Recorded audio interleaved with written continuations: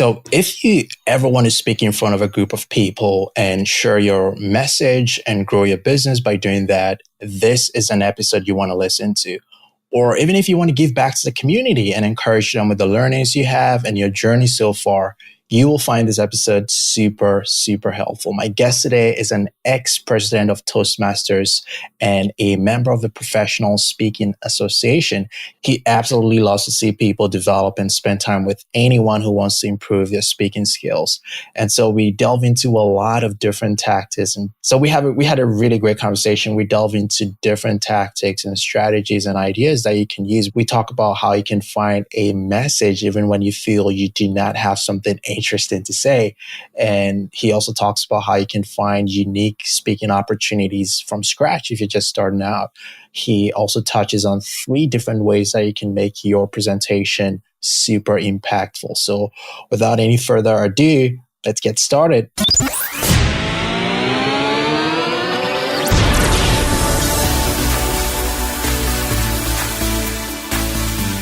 Welcome to the Art of Appointment Setting podcast, where we ask today's most successful experts and entrepreneurs to share the most powerful lead generation and appointment setting tactics they use to build their business and grow their revenues.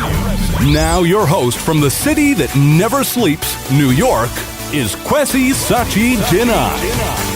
All right, everyone. Thanks so much for joining the conversation. This is Kwesi Sachi-Jinai, and my guest today is Graham Dobbin.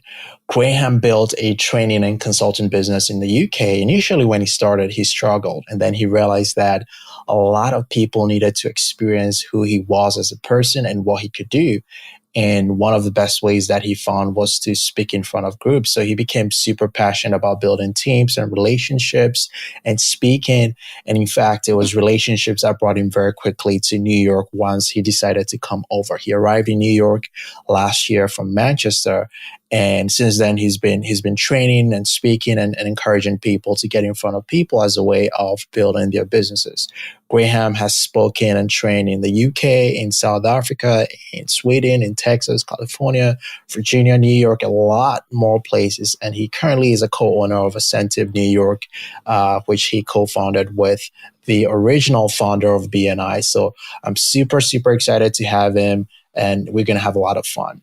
All right. So Graham, thanks so much for joining the conversation today. Thanks for asking me. Yeah. So I'm super excited about this because you and I first connected at BNI here in New York. And one of the things that, stood out to me was your sort of the passion you have for connecting with people. And later, I know we had a great conversation about public speaking, networking, sales, and a lot more different topics. And I want us to delve into that a little bit in this conversation. But before we do that, we have a lot of business owners, sales leaders, entrepreneurs who are listening, and they already have a lot of things to do a lot of things on their plates, right? They're swamped with taking care of the business on a day-to-day basis, and public speaking is the last thing they think about. So I want us to lay a foundation for this chat, and tell me, how important is public speaking for growing businesses? Your experience with your own business, and also what you've seen with the training that you've been doing. It's really interesting that people still buy from people. So we've got to allow them to access us. So I get that public speaking might not be high on someone's agenda. But say, for example, you're a CPA or an attorney and you've got a good message. Being able to get that message over and allow people to have access to you, see what you're like, makes it so much easier for people to want to engage with you, but secondly, to decide, would you be somebody that they'd like to work with? So for my own business, it was something I discovered really early, that I needed to get out and get in front of people. I was selling at one point coaching services and training services, and everything was hypothetical until they actually saw you in action. And when people see you in action, they can then decide whether they can connect with you or not. And you know what? Either way is really good. It doesn't matter. It cuts down a sales process quite quickly. If people like you, they'll come up and talk to you. If they don't, they won't. So you're not prospecting them. Right. But also, you know what? There are lots and lots of experts out there. People love to take on knowledge. Why not give them it? Why not give them a chance to access them? Mm. I know a lot of people, I want to play the devil's advocate for a Yeah, second, please because do. people would say, it takes a lot of work to, prepare a speech or a conversation, talking points, and then go to the event and, talk to people. It takes a whole lot of time. And also these days a lot of businesses and deals are being done virtually. Mhm. So do you feel that compared to say 10 years ago, do you feel that speaking is still relevant? And if you want to scale your speaking, like get a lot more speaking gigs, is it even possible? It's a really good question. One of the things that speaking's become, with the advent of things like TEDx, etc. Speaking, people speaking and getting information from that and from YouTube, it's just become an acceptable way. So when I, I get that it takes time to prepare, I would also question how long does it take us to get a new client? Mm, If we had the opportunity to get in front of 10, even just 10 people, we're not talking hundreds, even just 10 people to get our message over, is that not a really good use of time rather than to prospect, maybe even go networking, random networking? Because you and I both know what New York's like. mhm, We could network morning, noon, and night. That's why people don't have time. But having a strategy behind it makes such a difference. And if you can get 10, 15, 20 people into a room or be a speaker at an event, it might only be 10, 15, 20 minutes, but be able to get your message over, not in a salesy way, in an informative way. People want information. mm. The sales almost just comes. You don't need to talk about it. People will make up their own minds whether they want to deal with you. Right. I want us to delve into some of the tactics in a minute, but so someone might be listening and they'll go like, "Hey, listen, Graham, I hear you. I need to get in front of more people. I need to do a lot more public speaking, but I do not have anything interesting to say." So I want you to speak to such a person for a second. How can anyone find a unique message or voice or interesting story that they can tell? You know what? It's when people are experts about their business, they forget what they know. Our message doesn't always have to be unique. It maybe is just a different approach in it. Why do people buy from you? Why do people deal with you? Why are you in business anyway? What makes you different? And don't tell me. We would say this in sales as well, Kwesi. Don't tell me this because we're on time or we're great quality or we're the cheapest. There's always something else behind it. So once we find out why we're in business, why we've got customers already, that's the start of our message, without a doubt. Because what happens even in the most mature markets is people have some really unique viewpoints of the market. So it doesn't need to be a unique message, but certainly an opinion piece that gets people thinking, that maybe gets people seeing things in a slightly different way. Mm. It reminds me of one of I heard this saying on one podcast that there are no unique messages, but unique messengers. Really well put. Yeah, absolutely. Absolutely. Completely agree with that. That's a really nice way of saying it. Right. So you're saying that regardless of the market or industry that you're in, you just got to look at your journey, your story, your perspective that you've built over time for that category, and try to craft something informative about that. Yeah, look, a really good place to start is why do you do what you do? What's your driver? Why do you do it? What do you serve? And generally, if I ever ask anyone that, they turn around and say, "Because I like to help people," or it's something really, really high level like that. But when you dig into it, tends to be a unique story of why we do what we do or how we got into it, and that's what people are really interested in. Mm. A good part of what our team does is, getting people conversations with the dream clients and dream partners that they want to work with. Mhm. And I guess one of the challenges that you probably know this is finding an audience, getting that speaking opportunity. So on top of the challenge that, hey, I have nothing interesting to say, which I feel you've totally addressed that. How do you then move on to the next step of actually finding real target audiences that you can talk to? You know, and when we start out, if the truth be told, let's not be selective. sometimes you turn up at the opening of a door. I just, when I was thinking about doing this, I was thinking, where have I spoken? What have been my audiences? What have I done? And the natural thing would always be to say, turn up at a networking event, add some value, get some business people in front of you. In the last year, I've spoken in front of a group of physics professors, senior managers in large companies, 16 to 20-year-olds who were actually deciding whether they were going to go to prison or take on a job. They were a real crossroads. What's the process you use for that? Like, do people reach out to you? I guess you're not an expert, so people reach out to you. But when you're starting, did you have a process or a platform that you went to connect with people? I would always ask, especially when people were dealing with groups, I would always ask them what they were doing. What was the message that they were trying to get across? How were they engaging with the groups? Could I help in any way? And I spoke about things that I wasn't necessarily an expert on, but maybe had a passion about. And was quite happy to turn up. And, that's when one of the biggest things that stops people from going public speaking is sometimes you've got to learn on your feet. Sometimes, you don't know the audience fully, and you're trying things out. So it is sometimes a bit hit and miss. But what I would definitely say is turn up at every single opportunity. We talk about New York again. Networking is a great, and I know it's a very big wide word, but the amount of non-structured networking that's out there that's just looking for something to be a little bit new, a little bit different to it would be a good start. But there's Rotary clubs, any type of professional association tends to have speakers at the meetings.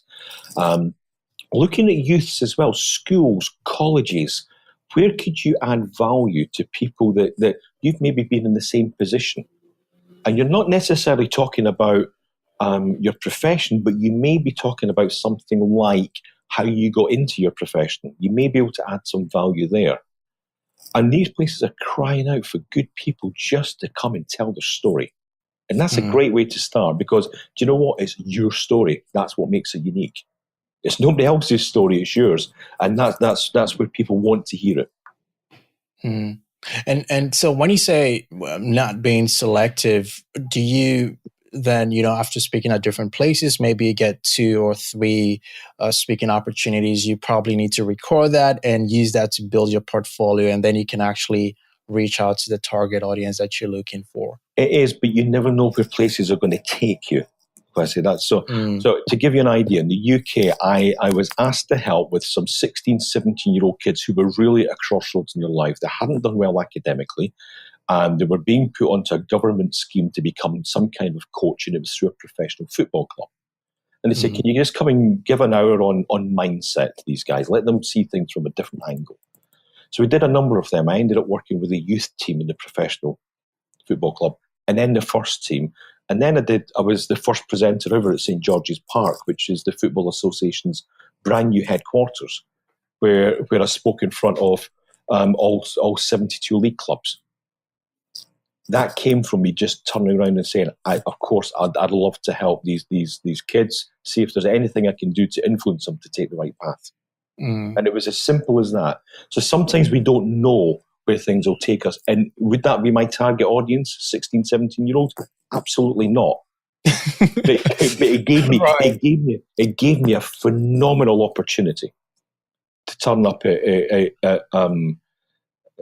world-renowned headquarters, a football association headquarters that had just been opened. I was the first speaker. They weren't too sure when they realised I was Scottish and I was turning up at the English football headquarters. So, right. I think they were quite disappointed. But really, I'm not saying take every opportunity, but really, really consider every opportunity. And if you can give something back, or if it's an opportunity to just even craft a speech together, a talk, or try things out, I would suggest do it.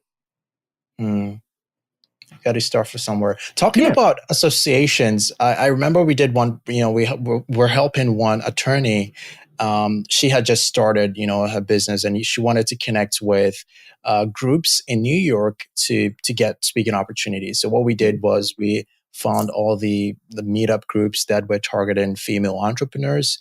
And we reached out to them and said, hey, here's what she's done. And she was curious if she could add value and suggested a very specific topic that she could speak on.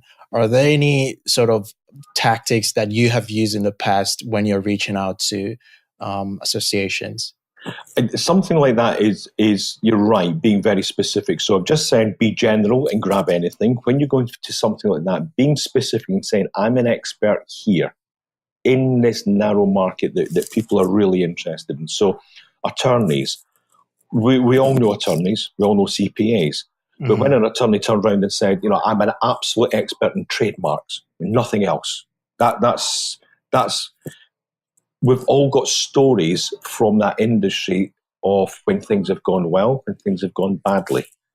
I know electricians who've done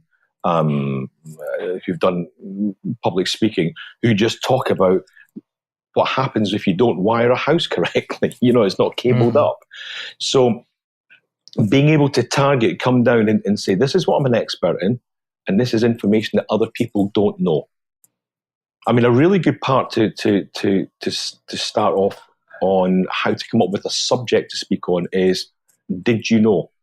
And just write out facts that people probably don't know about your industry. And I say probably, but they probably don't know about your industry. That's a really good place to start. This is so good. I love it. Ask yourself, did you know? And then come up with topics or ideas that people might find shocking or interesting. This is really good. I want us to take it to the next level. So let's say you already, you got the speaking opportunity. Now you have spent decades speaking and training speakers around the world. And in minutes or even seconds, you can tell if, people actually telling the stories really well or not. So what are some of the common mistakes that you found people make when, they're speaking in public? Oh, wow. It's a large time, it's the attitude. It's the attitude of, I always tell people, go out there and be the expert, but there's a limit to that. Be aware that other people have a contribution to make, and sometimes they go out and say they're the expert and they don't want to hear anybody else. When we're speaking in public, allow interaction, encourage it, get people involved. But what happens then is by people trying to show that they're expert, I have heard so many speakers ask the audience a question and then turn around and tell them they're wrong, or tell them no. Or when they want them to do something, when they want the audience to take an action, they say, what you will do is this. And it becomes very much a lecture rather than a talk. Remember, when we're speaking, we should be speaking as if we're speaking to one or two people in the room, and that's it. It's a chat. And we would never turn around to a mate in a bar and turn around and with their opinion and just turn around and say, no, you're wrong, it's this. We would probably talk it through. But one of the other things that tends to happen is people don't practice, don't practice enough. And you know what? If you've got time, when there are criminal mistakes when you're up there, if you've got 10 minutes, be ready to get off there after 9.5. Do not take 11 minutes. There will be people looking in the audience that are sitting waiting, and this has breached into so many different parts of my life that if somebody is 1 or 2 minutes late, it begins to really, I begin to get anxious about it. So as a speaker, always, always, always keep to time. Always. There's just absolutely no excuse for going over. If people are asking and you've got a really interactive audience, the only time I've gone over is when I've said, guys, you're asking lots of questions. Do you mind if I have an extra 10 minutes at the end? And if I've got agreement, let's keep going. I'm good with that. In preparation for this, I was thinking, what are the mistakes I've made? Let me tell you, one of the big ones I remember. Sure. This was huge. I was about 2 years ago, and I was speaking at a conference to a multi-level marketing company in the UK. And there were almost 300 people in the room. And I'd been asked to come in and talk about sales. And I was kind of talking a little bit about sales, and just it was more about relationship building. And it seemed to go against almost everything that they were being told. They were being told to leave their business cards everywhere, talk to anybody, knock on any door, pick up any phone. And I'm saying, this is, let's play the longer game. But as I'm looking into the group, there were a group of about 5 people just to my left, 7 or 8 rows in, with their arms folded. They were not engaged. Absolutely not engaged. They did not like what I was saying, and it was really obvious. And I must have spent, out of my hour, 10 minutes almost trying to convince these guys to like me. And I realized what I was doing. I was actually ignoring 98% of the audience. Now, I wasn't quite ignoring them, but I was playing to these guys and trying to turn them round, rather than just keeping going with a message where I was hitting the majority. And speakers try to do that. We see people that aren't engaged, and we try to engage them, rather than just focusing on the majority of the group that are with us. Give them value. It doesn't matter. If you think that one person doesn't like you, you're wrong. There's much more than one in any audience. Right. And that's just how it is. But go with the people that are coming with you. That's it. I do remember coming out with saying to somebody once, there were 2 or 3 people that really didn't get it. And they said there was more than that. So it doesn't matter. If people don't want to engage, allow them not to engage. And so some of the mistakes, and that was a really big learning for me, that work with the people that want to work with you, and keep going with that message. And it's amazing. Some of the smaller groups, the most vocal, the most resistant, have actually turned out to be the biggest fans. And that was particularly true of the younger guys, the 16, 17-year-olds. Really, really resistant to begin with, and some of them were absolutely amazing at the end. Absolutely amazing. So just keep going. Gotcha. So the 3 things I'm getting out of this is you got to be engaging by interacting with the audience if you can.